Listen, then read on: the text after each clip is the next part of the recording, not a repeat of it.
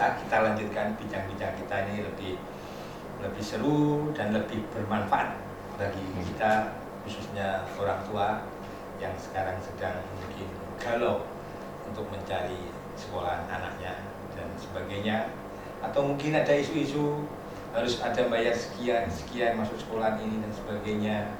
Bahkan mungkin yang belum mengerti, nanti Pak Kepala Dinas yang akan menjelaskan, akhirnya pemirsa akan lebih jelas dan akan lebih tahu gimana yang sebenarnya.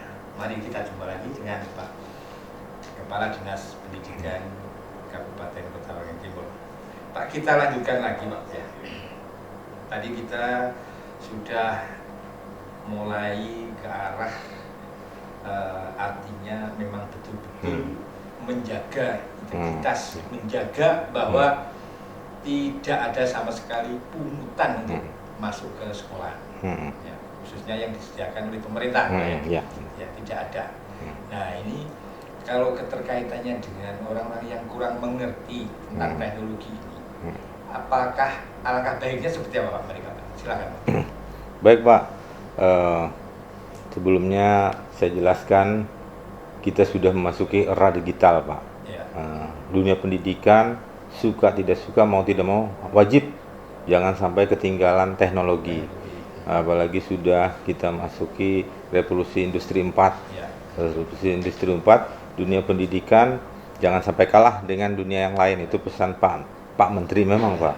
Tadi memang kami sudah ujian aja dulu ada berbasis komputer. Sekarang asesmen berbasis komputer. Asesmen sudah pakai teknologi. Nah, ada penerimaan juga sekarang sudah menggunakan teknologi berbasis web komputer itu Pak. Jadi mungkin seperti apa yang saya jelaskan tadi, ada beberapa masyarakat yang kesulitan masuk ke web ataupun mendaftar, men-scan berkas-berkasnya. Lebih baiklah mereka langsung ke sekolah saja. Langsung datang ke sekolah. Langsung ke sekolah. Insya Allah beberapa sekolah memang ada sudah tempat yang untuk seperti CS-nya lah kalau di bank itu. Tinggal lapor mereka urutan gantian. Apa sih yang kelemahan mereka-nya, misalnya kakaknya ataupun logging tidak masuk karena dia harus passwordnya itu NIK Pak sama NPSN sekolah. Jadi makanya anak-anak yang tidak punya NIK itu kesulitan lah. Nah, itu memang ada beberapa yang kami temukan. Jadi langsung aja ke sekolahan. Iya. Lapor ke sana, saya mau daftar. Saya daftar. Tidak usah melalui siapapun masuk ke sekolah. Benar Pak, tidak perlu. Insya Allah semua, dan sudah saya pantau tahun kemarin dan tahun ini juga sudah, dan proses ini masih berjalan, dan alhamdulillah mereka yang gaptek ataupun yang tidak bisa itu sudah banyak Pak. Dan mereka menyiapkan mesin-mesin scanner berkas-berkas juga sudah ada. Oke. Kita lanjutkan Pak. Sebetulnya kemampuan daya tampung SD Pak, SD di kabupaten ini berapa siswa sih Pak tiap tahunnya kemampuannya? Iya, kemampuan tampungnya untuk SD, SMP, gitu ya, dan SMA-nya itu berapa tampungnya? Oke Pak. Baik, untuk daya tampung peserta didik dari SD sebelumnya memang kewajiban, dan SMP kewajiban kami. Berdasarkan analisis kami tahun-tahun kemarin, memang kalau daya tampung di dalam kota ini memang kalau sekolah negeri kurang Pak. Kalau sekolah negerinya itu di dalam kota, terutama Sampit dan Bamang dan Ketapang. Tapi kalau daerah Buayan, Parenggian itu malah kekurangan kadang-kadang, daerah pedalaman itu. Kekurangan siswa yang ideal kan satu rumbel itu kan 32. Mereka ada 20 karena memang penduduk Bapak tahu kan, apalagi daerah yang itu minus. SD, Pak, ya? SD. SD-nya. Apalagi daerah yang minus, masyarakatnya banyak bekerja di perusahaan sawit. Atau mungkin Pak itu KB-nya sukses itu Pak ya. Kemungkinan enggak. Jadi usia untuk SD sudah berkurang, mungkin ke sana. Kalau di pedalaman bukan KB, pasti lihat migrasi penduduknya Pak. Sekolahnya dulu ada waktu zaman kejayaan kita kayu. Setelah kayu tutup, mereka mencari pekerjaan lain di perusahaan sawit. Pindahlah migrasi mereka. Jadi sekolah-sekolah yang ada yang asalnya dulu kekurangan siswa. karena manusianya pindah, banyak pindah dia ke. Seperti itu. Jadi Ya, potretnya untuk SD itu kekurangan siswa. ada sebagian di pedalaman, banyak. Ya. Secara kabupaten, Pak. Oh, secara kabupaten masih cukup, Pak. Cukup. Nah, untuk SMP-nya, Pak. Sama juga untuk SMP, berdasarkan tahun ini ada yang lulus di SD itu 175 siswa yang lulus di SD dan bisa, insya Allah bisa tertampung semua di sekolah yang ada di Kabupaten Kota Waringin Timur, SMP. Di dalam kota juga kalau kita pemerataan siswa di sekolah negeri memang bisa tertampung. Sisanya di sekolah swasta. Swasta kalau dibagi dengan sekolah swasta dan ada sekolah keagamaan MTS cukup saya. Artinya tidak ada yang menganggur atau tidak sekolah atau putus sekolah karena tidak adanya sekolah, Pak ya? Iya, tidak ada.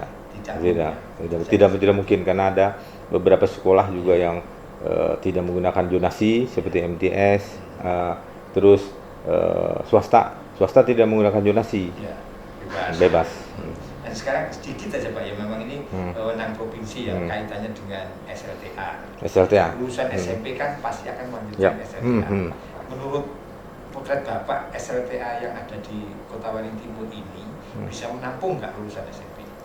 Menurut saya SMA, SMK bisa menampung dan MA bisa karena beberapa pilihan mereka. Memang dari 6.312 siswa yang lulus, kebanyakan mereka memang di sekolah umum, ada sekolah kejuruan, tapi memang menurut pemantauan kami, penglihatan kami yang dulu tahun-tahun dulu banyak minat memang sudah ke SMK, Pak. SMK yang memang membludak biasanya SMK, ada jurusan-jurusan tertentu. Setelah itu keman, ada juga yang memang anaknya sekolah karena SLTA dianggap sudah siswanya agak gedean bisa disekolahkan keluar lah. Ya, itu makanya menurut saya daya tampungnya mungkin cukup di sini. Ya. Nah, ini Pak ada fenomena sekolah-sekolah swasta itu, ya kan banyak kesulitan mencari siswa dengan alasan bahwa kuota di negeri ini bertambah. Ini bagaimana Pak Saudara, Pak, menurut Bapak itu? Jadi gini, Pak. Kembali kepada judul Bapak tadi, pendidikan itu adalah hak semua orang. Tidak bisa kamu harus sekolah ini enggak, itu pilihan adalah pendidikan itu adalah pilihan individu dan orang tua itu sendiri. Jadi sekolah swasta itu kami di kota di sekolah negeri sebenarnya kami tidak membenarkan mereka menambah kota, Pak. Tidak ada penambahan kota itu, tidak ada. Cuma memang pilihan masyarakat yang kata saya tadi, Pak. Masyarakat itu memilih sendiri. Mereka tidak mau menyekolahkan anaknya di tempat yang biasa-biasa saja. Walaupun bayarannya swasta yang mahal, ada swasta yang biasa-biasa, dia seharusnya swasta yang dekat rumahnya ataupun swasta yang secara pembiayaan lebih rendah dia ke situ. Kok dia pilihnya yang lebih tinggi misalnya, itu pilihan mereka. Jadi swasta memang ada beberapa swasta yang memang sekali lagi saya katakan pendidikan ini tidak bisa kita paksa orang ke situ. Kamu tidak tertampung di sini harus wajib sini, bukan harus, karena dia pilihan. Ya pernah saya tanya itu, saya juga mau meningkatkan Pak, katanya derajat apapun kehidupan saya. Yang saya pernah tanya, ada salah satu sekolah swasta, kenapa tidak diminatin orang sekitarnya? Pernah saya tanya itu, katanya saya sudah mengetahui karakteristik sekolah itu. Ngapain anak saya mau saya tingkatkan lah katanya, jangan sampai seperti saya ini. Orang tuanya sudah menyadari pentingnya pendidikan, jadi dia pilih. Ada milih. Berarti mungkin sekolah-sekolah swasta ini tingkatkanlah mutunya, ya kan, potensinya ditingkatkan supaya nanti menjadi daya saing, ya kan. Karena memang perbedaan kan Pak dengan negeri. Negeri ibaratnya dikatakan free, gratis, swasta kan bayar. Nah, itu juga menjadikan kendala, kan. Yang kedua mungkin harus potensi ataupun kemampuan manajemennya sekolah swasta itu harus ditingkatkan supaya nanti itu menjadi pilihan, Pak ya. Mungkin seperti itu. Oke Pak, kita lanjutkan satu lagi keterkaitan dengan persyaratan untuk masuk ke TK. SD. SD ya. Nah, persyaratan untuk SD ini sebenarnya seperti apa sih yang harus kita terapkan di Kota Waring Timur berkaitan dengan memang kondisi daerahnya seperti ini, kita harus menyadari juga. Gimana Pak persyaratannya? Baik Pak, masuk untuk SD memang ada beberapa. Kemarin kebetulan sekarang SD sudah pendaftaran ulang. Kemarin ada sebelumnya memang banyak pertanyaan di kami. Juga ada beberapa sekolah memang yang persepsinya salah karena memang ada edaran dari kementerian itu bahwa idealnya lah, bukan wajib, idealnya anak-anak itu sudah punya ijazah PAUD. Nah, dan tidak hanya ijazah saja, cuma usia, karena wajibnya sekolah dasar itu 7 sampai 12 tahun. Nah, itu juga banyak yang masuk ke kami Pak pengaduan karena anaknya sudah punya ijazah STK, cuma usia belum 7 tahun. Karena ada 2 syarat. Dia mempunyai ijazah dan usia sudah 7 tahun. Nah, minimal bisa kurang 7 tahun, ditoleransi 6 tahun 6 bulan bisa. Nah, kalau 6 tahun harus ada bahasanya dari psikologi ya, menyatakan bisa anak itu bisa mampu mengikuti pelajaran di SD. Apakah mungkin nanti gini Pak, kalau itu kita kan menginginkan warga Kota Waring Timur itu harus sekolah, jangan sampai tidak sekolah. Kita masuk TK aja ibaratnya di oyak-oyak, ayo masuk ke PAUD ya pagi ternyata. Sekarang mau masuk ke SD gitu Pak ya. Apakah nanti misalkan kalau memang dia itu ijazahnya atau umur tadi yang nggak ada, tapi dia memang butuh sekolah, perlu sekolah gitu Pak ya. Apakah itu harus ditolak atau bagaimana, ada kebijakan khusus mungkin yang diambil oleh dinas gimana untuk menangani? Baik Pak, yang SD itulah yang saya jelaskan tadi Pak, ada beberapa pertanyaan, ada beberapa yang bertanya ke kami, mengadu ke kami, "Mang Pak, anak saya sudah punya ijazah itu, tapi usia katanya lagi." Nah, kata saya tadi bisa lah dimasukkan dengan syarat tadi ada karena kita tidak ada psikologi anak, tidak ada yang menilai, biasanya guru-guru di situ. Dia sudah masuk tidak anak ini di kelompok, jangan sampai anak ini nanti masuk di tempat orang yang bukan kelompok umurnya Pak. Nanti bisa terjadilah, bisa perundungan ataupun bisa mentalnya turun. Itulah tujuan kami itu Pak. Makanya ada psikologi dulu. Kalau anak-anak dewasa kan digabung dengan anak-anak biasanya ada itu Pak. Ada pengaruhnya. Nah, itu kenapa pemerintah itu mengatur 7 dikelompokkan itulah. Jangan sampai nanti anak yang masih bermain di TK dipaksakan. Nah, tapi kami kalau memang sudah anak kecerdasannya bisa berdasarkan penilaian bisa masuk, itu banyak sudah. Jadi artinya pertimbangan sekolah itu juga bisa diberikan satu hak untuk mengetes. Bisa, benar. Bagaimana kemampuan baca, benar, tulis, kan ya. Calistung tidak boleh Pak. Calistung tidak boleh masuk calistung.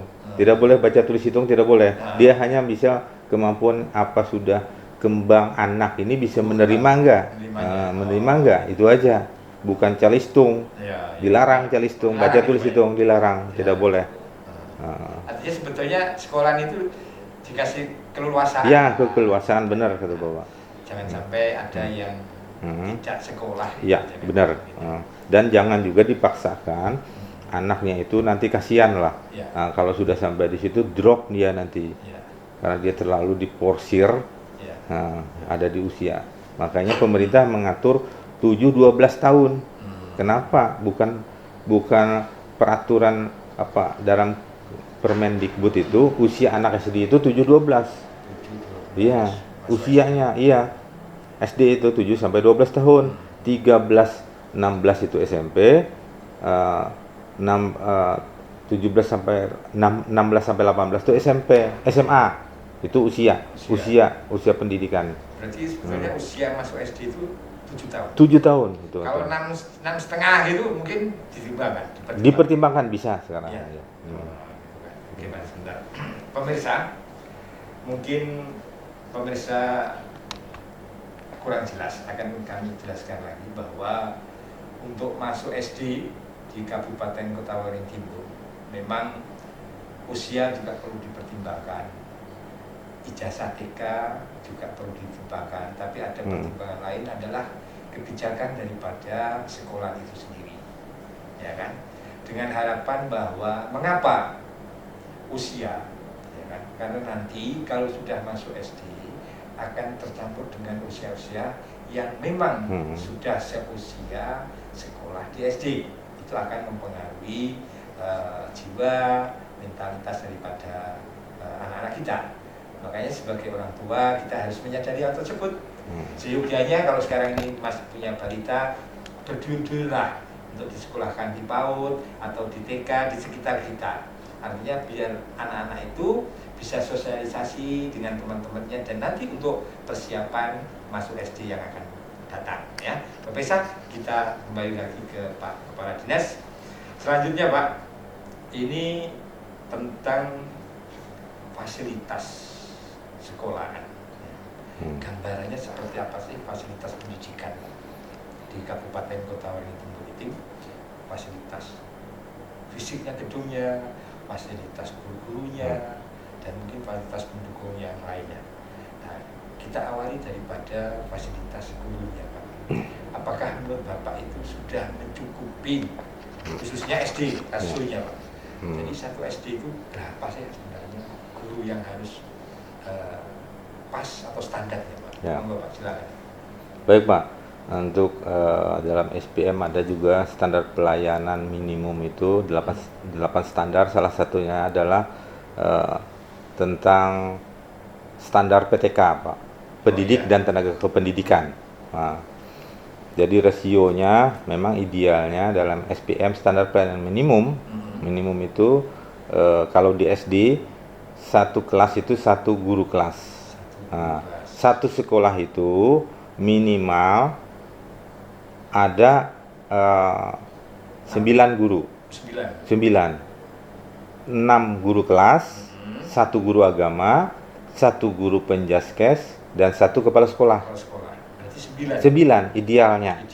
Iya, karena agama itu tidak bisa dirangkap oleh guru kelas karena berbeda-beda agamanya. Terus olahraga ini berbahaya, Pak, kalau tidak ada orang ahlinya. Anak-anak, apalagi usia anak-anak, Pak, berbahaya. Makanya guru olahraga itu di SD itu tidak bisa dirangkap oleh guru kelas. Olahraga, agama. Nah, itu baru kepala sekolah memang manajemen. Aturan yang baru sekarang, Pak, kepala sekolah tidak wajib mengajar, tidak wajib. Cuma karena kekurangan, sunah. Mau tidak mau, Pak. Ya sekarang memang diberi kebebasan, dia manajemen penuh lah mengatur sekolah itu bagaimana mutunya. Berarti satu SD 9. Ya. 9. Kalau kelas 1, 2, 3, 4, 5, 6. Realitanya, Pak, di Kabupaten Waringin Timur? Realitanya memang kurang, Pak, kita. Kurang memang rasionya kemarin kami hitung itu 1:17 kalau tidak salah. Satu guru menangani 17 anak. Yang idealnya satu guru itu menangani berapa anak itu, Pak? Menangani 20 atau 23 anak gitu, rasionya satu guru. Ya. Karena kalau berdasarkan kelas satu guru satu kelas seharusnya, tapi satu guru bisa 2 kelas, Pak, sekarang. Yang di SD satu guru 2 kelas. Jadi ada yang guru rangkap itu. Itu tadi 9 untuk SD. Nah, sekarang untuk SMP. Nah, untuk SMP ini, Pak, asumsinya nanti kelas 1 hanya 1 kelas, Pak, ya? Iya, benar. Kelas 1 2 kelas sudah beda lagi. Beda-beda lagi. Ya. Jadi makin banyak kelasnya. Nah, jadi saya jelaskan lagi, Pak, di guru kelas itu 8 kelas, 8 juga guru kelasnya. Walaupun anaknya 3, 5, satu kelas tetap mendapatkan haknya menerima pendidikan. Tidak bisa kita ini berdasarkan jumlah siswa, tidak bisa guru kelas itu. Dia berdasarkan kelas, berapapun isinya. Kelas 1 harus satu guru kelas. Kelas 2 harus satu guru kelas. 2B misalnya. 2A, 2B, 2C. Itu udah banyak itu. Nah, itulah yang di kota ini yang banyak, Pak. Satu kelas itu bisa ada 24 sekolah. 24 guru kelas.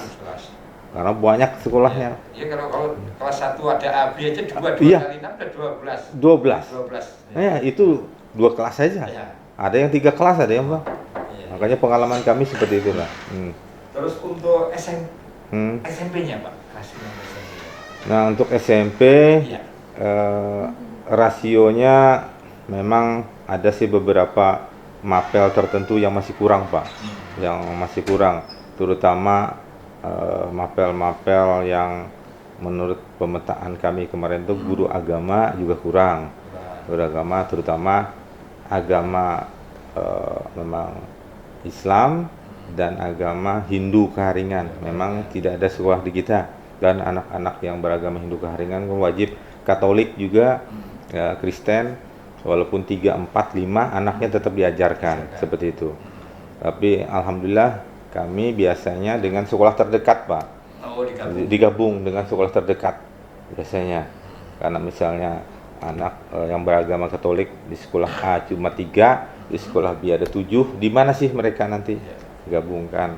Biasanya seperti itu. Sebaliknya juga di daerah pedalaman yang beragama Muslim misalnya cuma sedikit digabung lah gitu.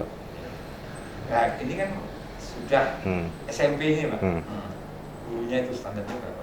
Kalau yang ada di sekarang. Yang ada sekarang itu memang per sekolah lah, per mapel dia, per mapel ya, mata pelajaran sudah Pak, bukan guru kelas.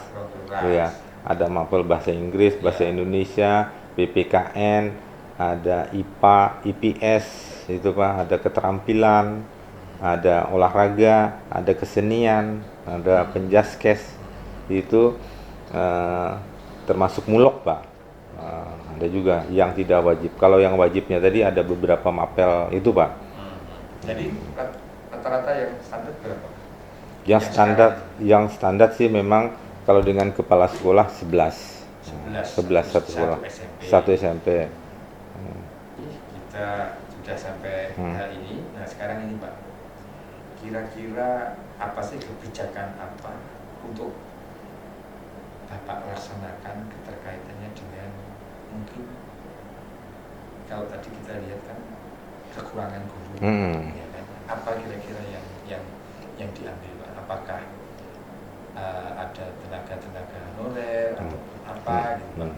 Saya lihat di sini sudah ada perguruan tinggi yang bisa menelurkan apa itu fakultas pendidikan dan sebagainya gitu Pak. Apa kira-kira Pak? Baik Pak, untuk kekurangan guru itu di mana-mana mungkin hampir sama Pak di seluruh Republik Indonesia, dan alhamdulillah di Kabupaten Kota Waringin Timur memang tahun 2005 setelah dilarangnya pengangkatan guru honor, kami menggunakan guru kontrak daerah Pak. Dan itulah guru kontrak daerah yang didanai oleh daerah. Dan kekurangan-kekurangan itulah kami tutup dengan guru kontrak daerah, tapi bukan honor, tapi kontrak daerah yang dibiayai oleh dana APBD kami. Dan guru-guru honorer ada juga yang diangkat oleh sekolah melalui dana BOS Pak, yang kekurangannya dengan memang kualifikasi pendidikannya disesuaikan. Jadi minimal kalau guru berdasarkan Undang-Undang Guru dan Dosen minimal S1 Pak. Tapi memang kurang? Memang kurang Pak, kurang Pak kita. Terus kebijakan apa Pak? Apa mungkin pemerintah daerah memberikan ke siswa yang mau kuliah, dan sebagainya atau mungkin? Nah, kata saya tadi ditutupi dengan guru kontrak tadi Pak. Guru kontrak yang dari daerah itu dengan S1 yang minimal S1. Ada juga yang D3. Tapi karena memang dia gurunya itu orang sekitar situ, orang kampung situ, nah kami nanti menganjurkan mereka untuk kuliah UTI. UTI kan bisa dimanapun.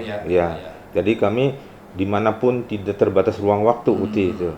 Kami menganjurkan, dan alhamdulillah beberapa rekan-rekan guru kita di TK PAUD, di SD, di SMP itu yang mengikuti UTI lah mereka.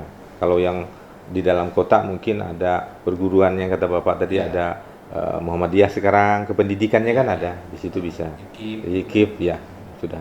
Kalau yang di pedalaman rata-rata yang saya tahu mereka ikut di UTI, dan salah satu UTI syarat penerimaan universitas terbuka juga harus ada rekomendasi dia memang mengajar, Pak. Nggak bisa mahasiswa murni, nggak boleh. Kamu tahu, karena beberapa mahasiswa yang mau ikut masuk ke UTI minta rekomendasi Oh iya. dari kami Dinas Pendidikan, memang dia itu tenaga kontrak kami lah atau honorer dari sekolah. Artinya upaya-upaya yang dilakukan Ya, seperti itu. iya. Satu lagi Pak, kira-kira adakah APBD yang disisihkan untuk investasi memberikan beasiswa, Ya, untuk peningkatan Ya, mutu daripada guru Pak? Setiap tahunnya memang ada. Ya. Baik Pak, di Kabupaten Kota Timur, sepengetahuan saya ada Pak, namanya Gerbang Sehati, cuma di Sekda itu Pak, tempatnya, tapi bukan di Dinas Pendidikan, adanya di Sekda. Itu beasiswa untuk yang KS1 ataupun bagi masyarakat, dan guru juga bisa memanfaatkan. Ada beberapa guru-guru kami bisa memanfaatkan itu loh Pak, Meningkatkan ya, kompetensinya. meningkatkan kompetensinya di situ. Artinya pemerintah daerah sudah memikirkan Sudah. itulah Pak ya. Sudah ada, Pak. Supaya nanti warga Kotim itu bisa menerima suatu pendidikan yang layak, Ya. seperti warga-warga yang lain. Kita lanjutkan ini Pak.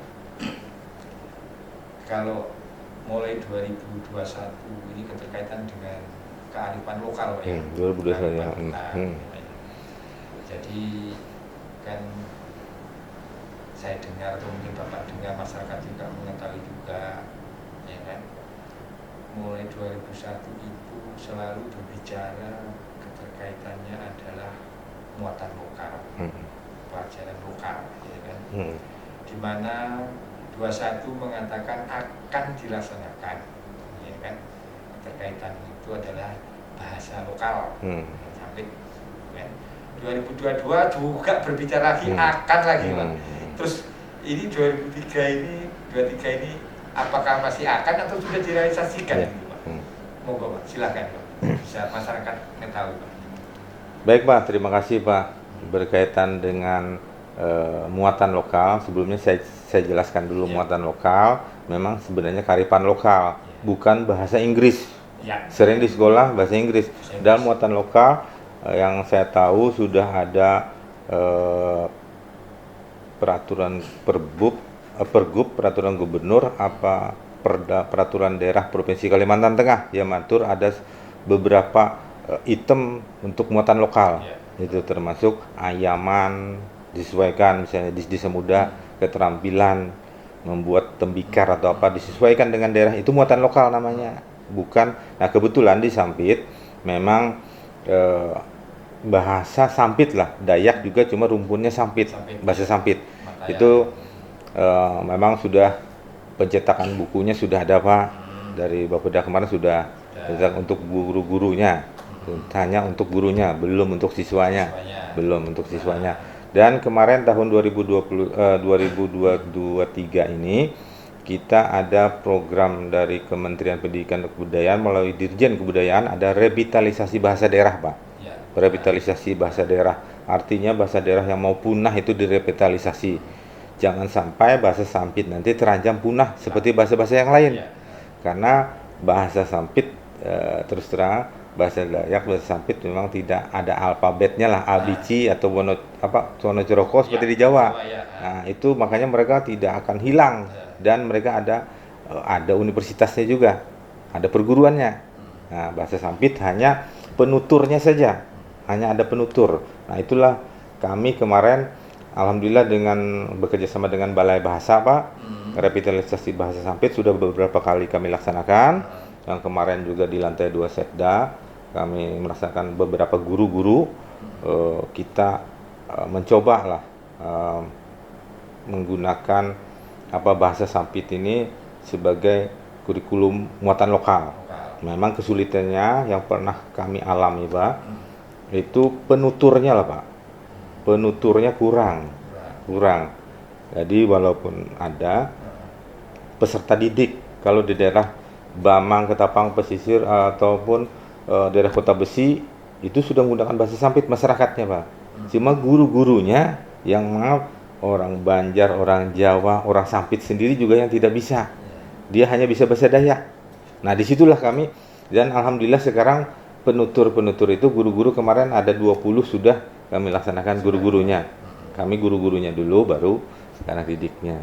Ada beberapa dan tidak mungkin masif semuanya Pak kita laksanakan.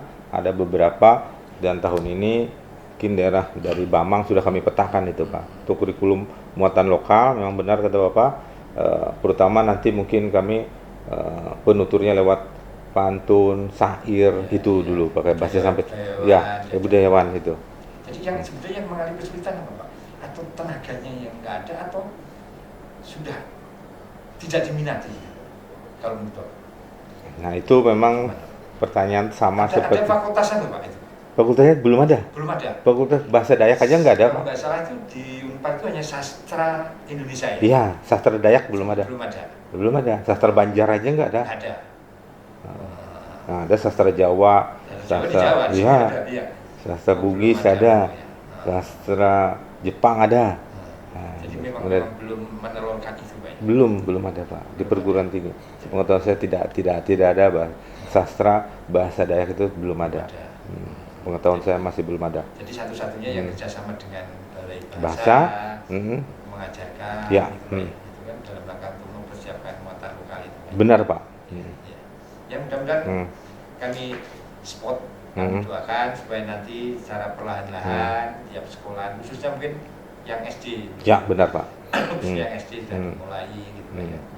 Siapa aja lah, yang penting tidak benar gitu. Iya benar. Kita persiapkan. Mungkin kita sudah di penghujung obrolan kita pagi hari ini Pak ya. Dialog kita yang jelas mungkin nanti bisa kita simpulkan kan. Yang pertama bahwa keterkaitannya dengan nanti tolong ditambahi Pak kesimpulan saya nanti Bapak bisa berbuat lagi pemirsa. Yang pertama kaitannya dengan penerima mahasiswa baru ini ya kan, tetap dari 4 faktor yang dipertimbangkan ya kan, tadi sudah kita jelaskan ya kan. Untuk SD, masuk SD ya kan, juga umur, ijazah TK ya kan, dan pertimbangan lain itu diserahkan ke masing-masing sekolahan. Yang jelas Pak Kepala Dinas atau pihak Bupati sendiri, kabupaten sini tidak menghendaki adanya anak-anak yang tidak bersekolah. Dan khusus untuk orang tua ya kan, jangan segan-segan selalu mengantar anaknya untuk ke PAUD, ke TK, supaya nanti masa depannya anak-anaknya akan bisa terjamin masuk di SD. Untuk keterkaitan guru-guru ya kan, Pak Kepala Desa sudah jelaskan akan selalu berupaya terus pemerintah daerah dalam rangka memberikan hak yang sama dari daerah lain, mempunyai suatu masyarakat itu punya hak untuk mendapatkan suatu pendidikan yang layak. Itu upaya terus. Nah, mungkin nanti akan bisa ditambahin. Nah, keterkaitan dengan biaya. Nah, ini pemirsa juga jangan sampai nanti lupa. Silahkan kalau kesulitan dan sebagainya langsung datang ke sekolahan. Karena zonasi itu bukan karena administrasi. Orang kecamatan ini nggak boleh gitu, tidak. Tapi berdasarkan titik sekolah itu dan titik ibu itu tinggal. Nah itu perlu mana yang terdekat gitu kan. Jadi bukan karena ini perbatasan ini harus ke sana tidak per kecamatan atau tidak berbuat, tapi mana yang terdekat gitu. Mungkin itu yang bisa kami simpulkan. Pak Kepala Dinas mungkin akan memberikan tambahan atau pesan-pesan yang bisa bagaimana dunia pendidikan Kotim ini akan lebih maju lagi dari tahun ke tahun. Silakan Pak. Ya, terima kasih Pak. Mungkin saya dapat tambahkan untuk PPDB ini saya nyatakan bahwa gratis Pak. Tidak ada pungutan serupiah pun, gratis, tidak ada bayaran karena sudah hampir semua, bukan hampir semua sekolah menerima dana BOS. Untuk administrasi, fotokopi segala macam sudah dibayar oleh dana BOS. Jadi tidak ada sepeser pun diminta dari masyarakat. Saya mohon nanti mungkin ada yang memang ada boleh dikatakan yang mau bayar, silahkan lapor ke dinas pendidikan saja Pak. Itu yang negeri Pak ya. Yang negeri ya. Swasta tetap bayar Pak ya. Kalau swasta memang diatur oleh mereka masing-masing Pak. Makanya mereka juga jadwalnya tersendiri Pak. Iya, silakan Pak lanjut. Nah, itu untuk PPDB, dan kami harapkan nanti kalau ada hal yang masalah PPDB kurang jelas dengan sekolah, alangkah baiknya bisa langsung datang ke sekolah atau ke komite sekolah. Terutama nanti setelah pasca PPDB ini nanti ada MPLS, masa pengenalan lingkungan sekolah. Masuk sekolah nanti biasanya ada masalah seragam dan baju. Tolonglah itu nanti didialogkan saja oleh sekolah, dan pihak sekolah sebenarnya bisa memaklumi itu, apalagi siswa yang sudah afirmasi artinya siswa tidak mampu. Ya, itulah nanti tolong didialogkan saja. Masalah seragam atau baju seragam itu tidak boleh, kami sudah melarang. Nanti hanya setelah anak itu MPLS masuk sekolah baru kita bicarakan oleh orang tua siswa dengan komite, juga komite yang membicarakan, bukan pihak sekolah. Itu. Yang selanjutnya Pak, untuk guru-guru Kabupaten Kota Waringin Timur, saya berpesan juga bahwa tingkatkanlah terus yang belum S1 kualifikasinya, mumpung ada dibuka ruang-ruang, terutama guru-guru kontrak kita yang masih belum S1 ataupun yang kalau yang guru negeri tidak ada lagi yang tidak S1, malah sudah banyak yang ke S2 Pak. Kalau yang guru negeri, yang guru swasta ini masih ada yang D3, ada yang masih SLTA. Nah, itulah kami dorong tingkatkan mereka menjadi S1. Dan teruslah kalian berjuang mendidik anak-anak Kabupaten Kota Waringin Timur dengan semangat kurikulum Merdeka Belajar ini. Kalian tidak terbebani lagi oleh tugas-tugas administratif. Kalau guru-guru yang memahami kurikulum, selama ini keluhan para guru-guru kita dengan kurikulum yang dulu itu adalah banyak-banyak tugas administratif. Jadi tugas mengajar mereka kurang. Dengan kurikulum Merdeka Belajar, administratifnya kurang, mereka banyak belajar, banyak memberikan pengetahuan kepada anak didik di sekolah, di dalam kelas ataupun di luar kelas. Jadi jangan aneh nanti ada anak didik yang bisa sekolahnya di pantai, sekolah bukannya tidak ada ruang kelas ataupun di luar halaman. Itu memang metode metode pembelajaran kita bukan klasikal. Terus itu mungkin dua itu yang bisa sampaikan Pak. Ya, terima kasih. Pemirsa, demikian dialog hari ini keterkaitan dengan penerimaan siswa baru. Mudah-mudahan cukup jelas. Sebelum kita akhiri, ya kan, biarpun seorang guru sebagaimana sering budayawan mengatakan pahlawan tanpa tanda jasa, tapi jasa yang lebih berharga adalah jasa daripada orang yang tidak tahu menjadi tahu. Orang yang tidak mengerti tentang hal-hal sesuatu akan menjadi mengerti. Tidak bisa membaca pun bisa baca. Dari mana? Dari seorang guru. Itulah jasa-jasa yang selalu dikenang oleh siapapun. Ya. Terima kasih. Kami akhiri. Wassalamualaikum warahmatullahi wabarakatuh. Waalaikumsalam. Terima kasih. Ya. Terima kasih Pak.